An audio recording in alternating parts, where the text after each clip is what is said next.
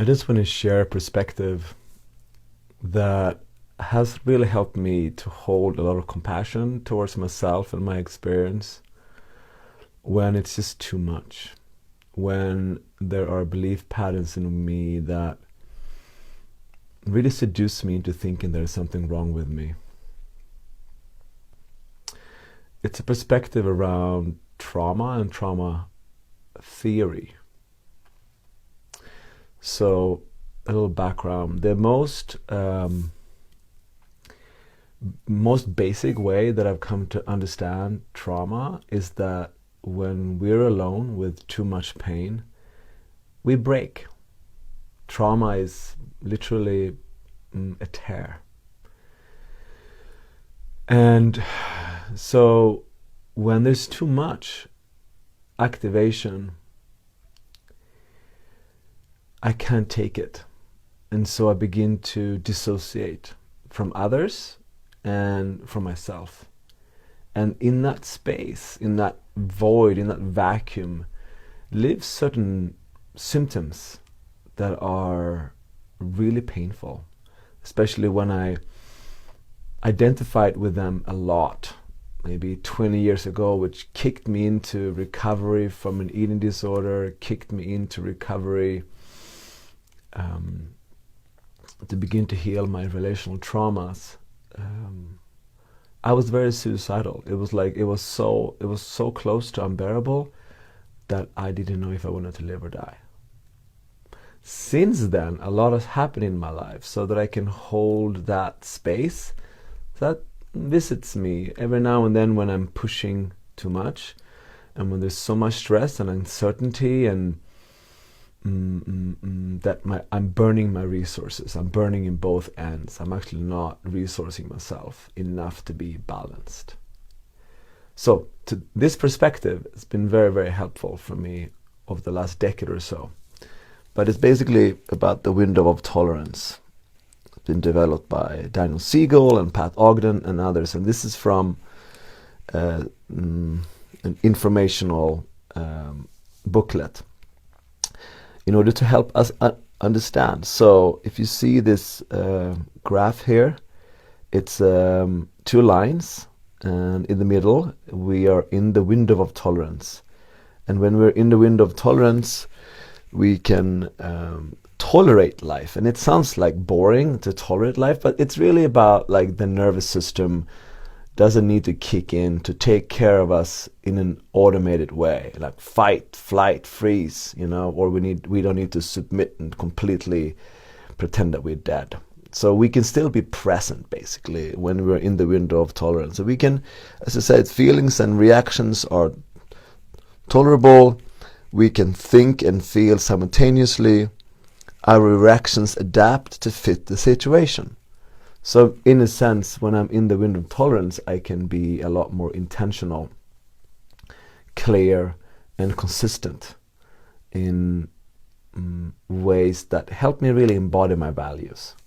However, this graph also describes when we're triggered, or when basically our nervous system is identifying a threat. So then we first go up into hyperarousal. And this is where the fight and flight lives. We're just going to kill or flee and more. But when we are in the hyperarousal, we are in the emotional overwhelm, panic, impulsivity, hypervigilance, defensiveness, feelings unsafe, reactive, angry, and racing thoughts. So this is my crazy. This is where I go when I'm overwhelmed and it's too fucking much and I don't know a way out, so I begin to just mindfuck and mindfuck as if that would actually be a solution. But it's not. But it's hard to see out of this because I'm so in it. Like when I'm drowning in these feelings, that's when I really take it personally. And in some way I'm reenacting the past experience that I haven't quite integrated yet. And then, because this doesn't work, I can't, by these looping thoughts, with my anger, defensiveness, or panic, there's no solution in acting upon this. So then I fall into hypoarousal, which is the, hypo is underactivated nervous system.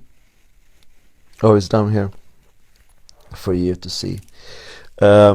So the signs of hypoarousal are numb, dead, passive, no feelings, no energy, can't think, disconnected, shut down, not there, ashamed, can't say no. There you see. So this is basically that place of dissociation where I'm dissociating from others and I'm dissociating from my own inner experience. And this is the place where we go. And if you, like me, have experienced a lot of relational trauma, there's a part of us that still kind of lives with a toe stuck into this pond of really like this void, this emptiness inside of us, in which all of these symptoms are more or less drowning us. So what I'm getting to here, like, instead of me believing in those stories that I'm broken, that I've never get my shit together, that no one would want to be with me like I am, and that I'm a loser, and so forth. Since a decade, I'm holding my symptomology as, oh, it's a triggered emotion. It's a triggered nervous system. It's a perspective that I can now see as I'm out of my window of tolerance. But basically, the window have collapsed. When I'm in the middle there, I can still go up and down, and I'm still present to those symptoms. But if the window collapses, which it does for a lot of us sometimes, especially if we have PTSD, then we are just like going up here, then we're going down here, then we're going up here, we're going down, like a JoJo, and life is just crazy. We're either numb or we feel too much. So, and the last piece that I want to share is like, I am doing something about this. Like, in order to increase the window of tolerance, this is why I meditate. This is why I move and dance and connect and do belly to belly, is to increase my window of tolerance. This is why I'm regulating my nervous system. I'm doing self-care. This is all to increase my window of tolerance so that I can be more aware of these symptoms, so that I can actually integrate them as old feelings, as triggered feelings, right? And lo and behold, when I'm actually up here, then I know, okay, it's time to calm down my nervous system. My nervous system is in fight-flight mode, and I just need to calm down. And when I'm down here, for example, this is what I've been, in the last week or so, after I just stopped being super busy this summer, I kind of crashed. So I crashed into my little hole here. And what helped me here is to move, is to activate. And I love this thing called dynamic meditation, where I'm breathing, I'm screaming, and I'm jumping, and I'm meditating, and I'm celebrating.